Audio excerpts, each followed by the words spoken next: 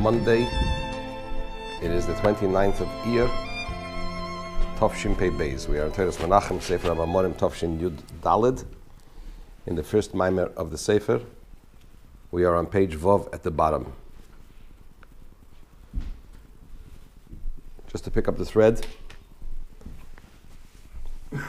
we are learning here about the fact that on Rosh Hashanah, Malchus retracts back to its original source, as it was before creation.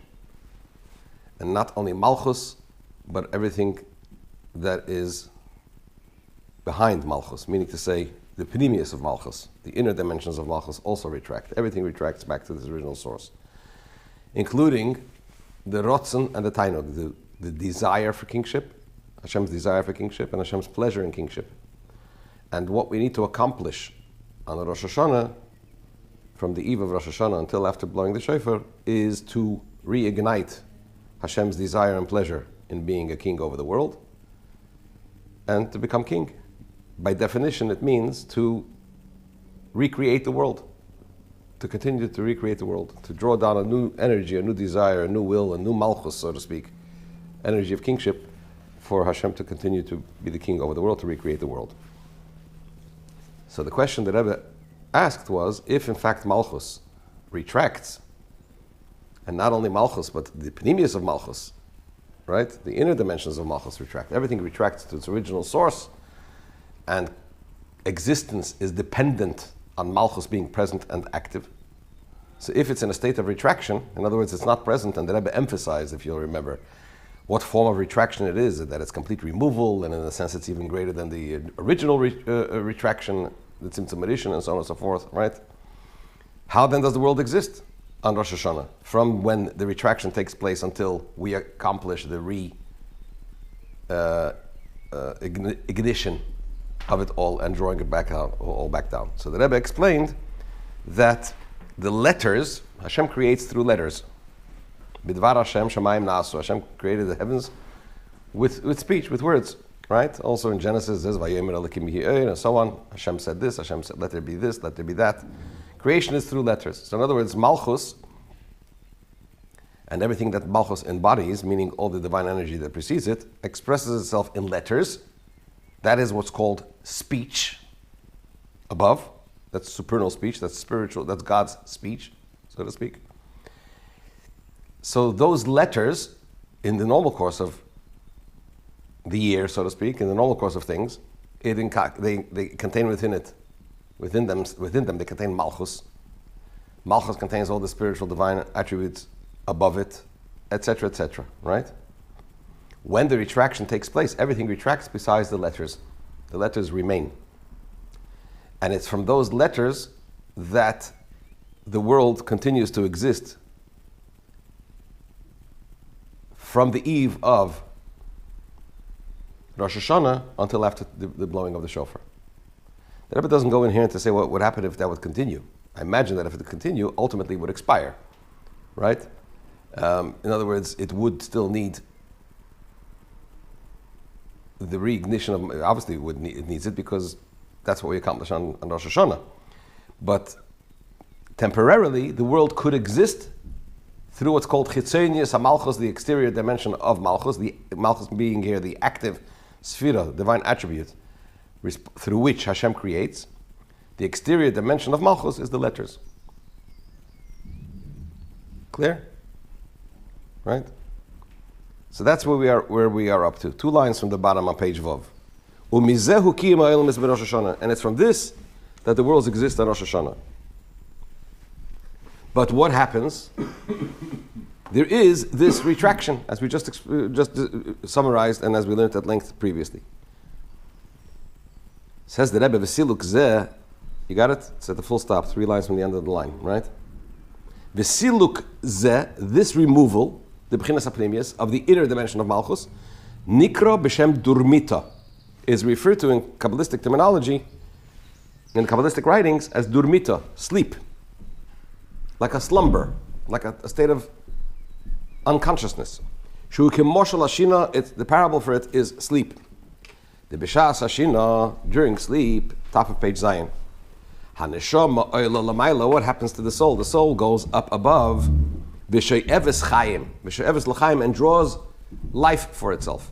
Right? The person is exhausted, goes to sleep at night. The soul goes up, as the Medrash says, draws life, rejuvenates, and comes back down the next day with a renewed and refreshed energy. Right? So what happens over here? The soul goes up. Now what is that? The question is relative to whom? What is that experience? Is that an ascent or is that a concealment? It depends relative to whom. For although this is an idea of ascent, in other words, the soul goes up. And where does for the soul it's an ascent, where does it go? It goes up into Gan Eden, into heaven. And it rejuvenates and it gets new life. However, it's total darkness insofar as the body is concerned. For when the person sleeps, the body does not have, the intellect doesn't operate, the rational aspects of the person don't operate. So insofar as the body is concerned, it's total darkness, the fact that the soul has ascended. V'nish arboi, and in the body is left merely rak kisto de chayusa, a drop of life, if you will, a tiny little bit. I mean, the word, insofar as material things was concerned, would be a morsel. But a morsel is more a material description. This is a spiritual description, like a dot of life. A tiny little bit of life is left in the person's body. So therefore, insofar as the body is concerned, this is a tremendous descent. So the soul happily ascends, right? Goes to the highest levels.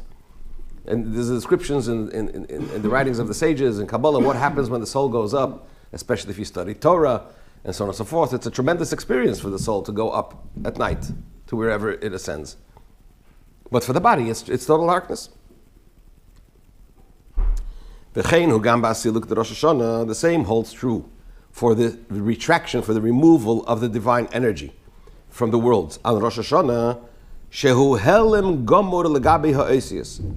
Relative to insofar as the letters are concerned, that we just mentioned, Bidvar Hashem Shamayim Nasu, right? The part of creation that comes through the letters, so far as the letters are concerned, it's complete concealment, total concealment. The Kol Shekin Legabi Ha'olam is even more so insofar as worlds are concerned, which are which is the existence that comes into being.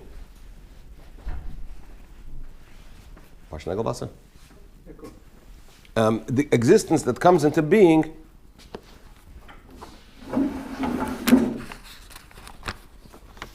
we are up to here.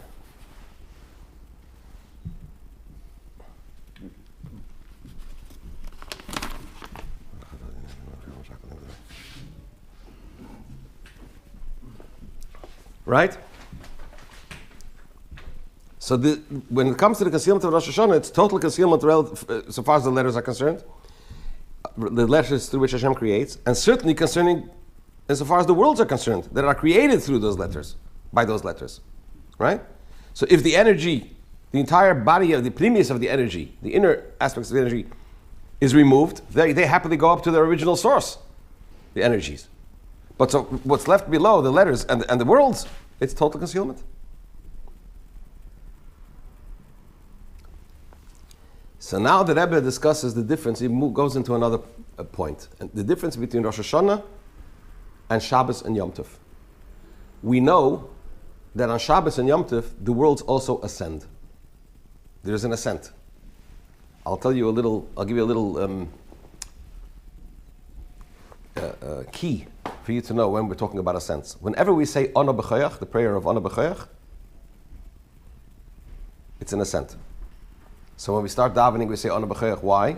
Because we're ascending. When it comes to Kabbalah Shabbos, before L'Chadoidi, what do we say? Ana B'Choyach. Why? Because the worlds are ascending. There's an ascent taking place. Right? So Shabbos and Yom Tov, I think on Yom Tov we don't say Ana B'Choyach, so I'm not sure exactly how that works. But so I'm not sure. Anyway, it needs further elucidation. But the bottom line is, Shabbos and Yom Tov is an aliyah, an ascent. Rosh Hashanah is an aliyah, as we just explained, right? However, there's a difference between the ascent of Rosh Hashanah as opposed to, or as contrasted, as compared to the ascent of Rosh Hashanah, of Shabbos and Yom Tov. That's what the Rebbe addresses here. Zehu ha'hefresh bein Rosh Hashanah l'Shabbos v'Yom Tov. This is the difference between Rosh Hashanah and Shabbos and Yom Tov in the ascent. Shabbos v'Yom Tov on Shabbos and Yom Tov, not only do the divine energies go up, but the receptacles, the kelim, the vessels in which those divine energies are housed, so to speak, or become manifest, they ascend together. So the entire sphira rises up, including the kelim, which by definition means everything that stems from the kelim. So the vessels, the letters, and the worlds, all the realms go up. Everything goes up. The vessels also ascend together with the divine energies. The ascent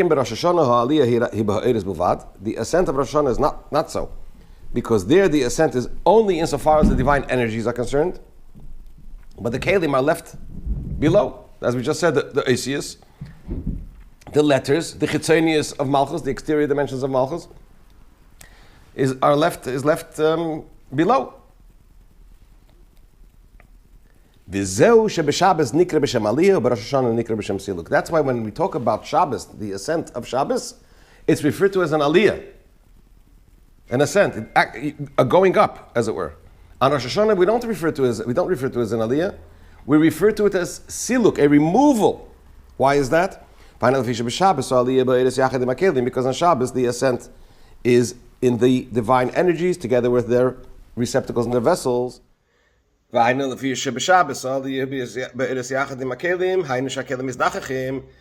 is because on Shabbos the ascent is in the divine energies together with their vessels, meaning to say that the vessels become refined. In other words, on Shabbos what happens?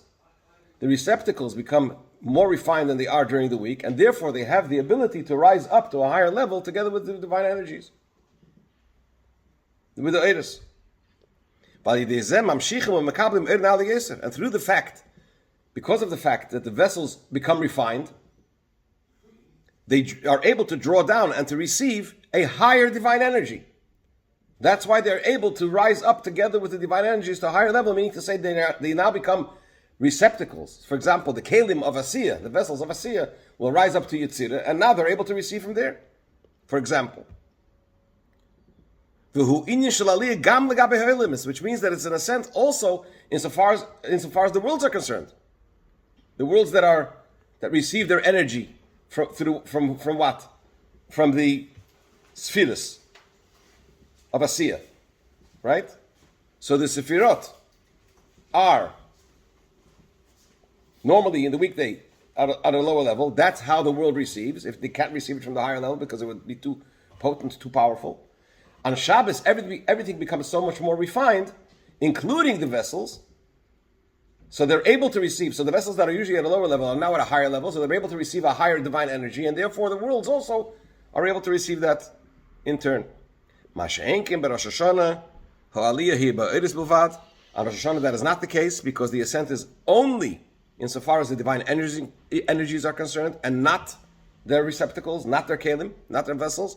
Therefore, it's referred to as siluk, removal, rather than aliyah, ascent. Because although, insofar as the divine energies are concerned, it is an ascent, nevertheless, on Rosh Hashanah, this is considered a concealment and a descent relative to the vessels, insofar as the vessels are concerned. That's on Rosh Hashanah. Because they are lacking what? The divine energies. So that is the difference between Shabbos and Yom Tov and Rosh Hashanah. On Shabbos and Yom Tov, it's aliyah, it's an ascent, because the kelim ascend together with the divine energies, because they are refined. The vessels are refined, therefore are capable of receiving an energy that they're usually unable to do, and therefore they're able to transmit that also onto the world. So everything is refined, the worlds are higher, etc., etc. The Mittel Rebbe actually says, that's why, of course, we get the Neshama Yeseda, the extra soul. There's in the writings of the Mittel Rebbe, the second Rebbe, there is a statement that on Shabbos, the soul, the pulse of a Jew is different than the pulse during the week. Right? Goes up or down? That's a good question. Depends how much l'chaim you had. But the point being that on Shabbos everything is lifted. That's why, for example, one of the 39 malachas is boirer. What does boirer mean? It means choosing. Boirer is also known. One of the things that we do spiritually, one of the parts of our Avedas Hashem is boirer, to refine the divine energy, take out the kedusha. Correct, or rather the other way around. So what we do is we try to extract the good and leave the negative, right? So the klippa. We're separating. On Shabbos, boirer osur. Why? Because there's no bad. It's all good. Everything ascends to a higher level. So therefore, boirer is prohibited. That's the deeper interpretation. But that's the point. On Shabbos and Yom Tov, everything rises up, including the Kalim, including the worlds. Everything rises up to a higher level. We rise up. On Rosh Hashanah, it's just the energies that rise up. The vessels and the letters and the worlds are left below, and that's why it's called Helem, concealment, or Siluk, removal as opposed to Aliyah. More about that in Mitzvah Shem tomorrow.